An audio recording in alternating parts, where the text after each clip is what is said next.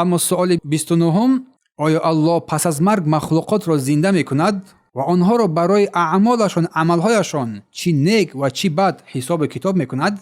و هر کی به او سبحانه و تعالی اطاعت کند وارد جنت می شود و هر کی کافر گردد و به او شرک آورد از اهل جهنم قرار می گیرد. سوال است. جواب: بله. و دلیل این گفته ها قول الله سبحانه و تعالی است. الله می فرماید که زعم الذين كفروا الا يبعثوا قل بلى وربي لتبعثن ثم لتنبئن بما عملتم و ذلك على الله يسير. کافران گمان کردند که دوباره زنده کردن نمیشوند. پس هر کس گمان نماید که دیگه دوباره زنده نمیشود کافر است. بگو بر آنها: آره، به پروردگارم قسم که شما البته دوباره زنده میشوید و پس از شما اعمالهایی که شما انجام دادید بر شما بیان کرده میشود و این کار آسان برای پروردگار. و ذلك علی الله یسیر. سوره تغابن آیه 7. و قول الله سبحانه و تعالی که منها خلقناکم و فیها نعیدکم و منها نخرجکم تارة اخرى.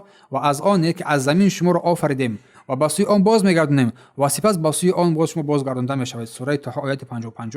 پس در قرآن در کلام الله سبحانه و تعالی برای اثبات زنده شدن بعد از حساب کتاب پس از مرگ دلیل‌های به حساب خیلی زیاد هستند و هر کس که الله را اطاعت فرمان برداری کرد که از اهل بیش قرار میگیرد دلیل‌های زیاد هستند در کلام الله سبحانه و تعالی و هر کس که بر او شرک آورد و از اهل جهنم قرار میگیرد دلیل‌ها در این مورد در کلام الله زیاد هستند که اینجا محلش نیست.